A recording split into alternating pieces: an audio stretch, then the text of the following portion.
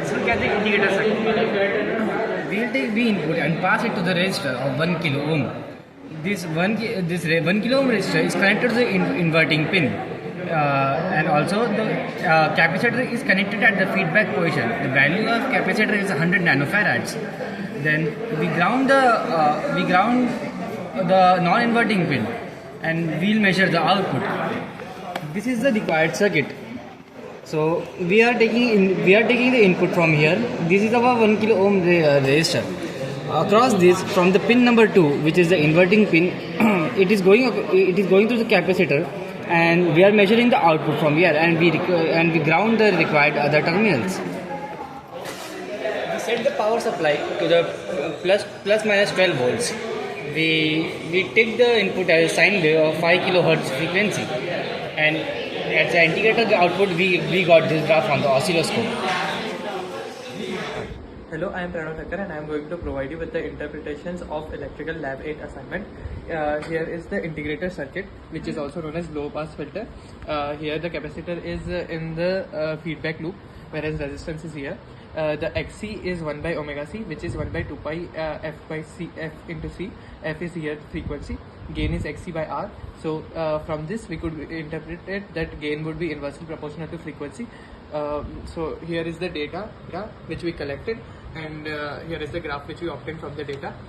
As you could see from the graph and the data which we collected, the output voltage and the gain is steadily decreasing, and after a certain frequency it saturates. Also the input voltage here is kept constant at 1 volt. This is the graph which we obtained at 1 kilo ohm. And here is the data and the graph which we obtained at 2.7 kilo ohm. Here you could clearly see that the absolute gain at the same frequency for 2.7 kilo ohm is less as compared to 1 kilo ohm, and its major reason is as from the same equation, gain is equal to XC by R. Gain is inversely proportional to resistance. So when we increase the resistance, the gain decreases. I am going to explain you the circuit of differentiator. So here is the circuit diagram of the differentiator circuit. Here is the op amp. We are using IC741 op amp. The input is taken through the capacitor of 100 nanofarad. The feedback is given by the resistor. We are using 2 resistors in this case. One is of 1 kilo ohm and the second is 2.7 kilo ohm. The non-inverting terminal is connected to the ground, and we are giving plus minus 12 volt to the op amp. So now let me explain you the circuit on the breadboard. So you can see this is the IC741 circuit op amp. Sorry, this is the resistor which is giving the feedback. This is the capacitor which is taking the input. The non-inverting terminal is connected to the ground, and this is the plus minus 12 DC supply. This is the signal generator, and this is the digital oscilloscope DSO. We are giving here the DC supply is set to plus minus 12. The signal generator is set to 1 kilohertz frequency sine wave, and amplitude is 1 volt peak to peak. The channel 1 is given the input, and the channel 2 is given the output. You can see the channel 1 is at 1 kilohertz and 1 volt peak to peak. The op amp is differentiating the input signal, and it is also amplifying it. As you can see that there is a gain. The amplitude of output has increased. Also, you can see that we know that the differentiation of a sine signal is a cos signal, and this is also valid here as the difference of wave is pi by 2. Now I'll show you the differentiator circuit.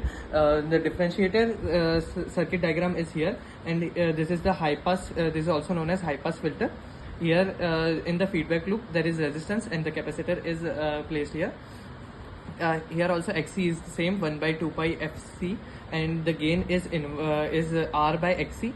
Thus gain is directly proportional to frequency and resistance here, and it could be interpreted and verified by the data which we collected and the graph which we obtained. Here is the data. As you could clearly see, the output voltage is steadily increasing, which here also it gets saturated after a certain frequency. The output voltage and gain is steadily increasing. This was the data which we collected for 2.7 kilo ohm, and this is the data which we collected for 1 kilo ohm. As you could clearly see, as gain is directly proportional to resistance, when we switched from 2.7 kilo ohm to 1 kilo ohm, the absolute gain at the same frequency decreased. Thank you.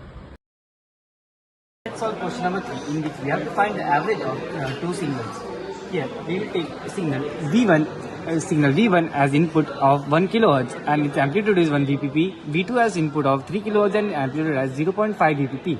Both passes through a 20 kilo ohm resistor into the inverting pin of op amp.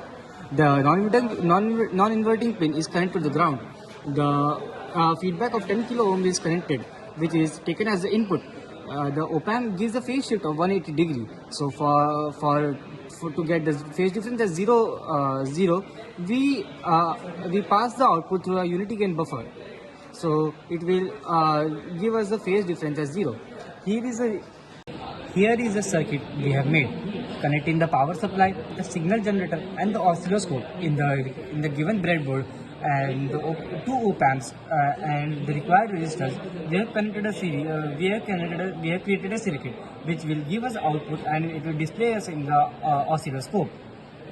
So this is our power supply. We set it to plus minus 12 volts. This is our signal generator, in which channel 1 is set to 1 kHz and channel 2 is set to 3 kHz. This is our oscilloscope, and this was the output of the average signal we have got. This blue color waveform is our output, and yellow color is our input signal 1, which we have taken to find the phase difference, which comes out to be 0.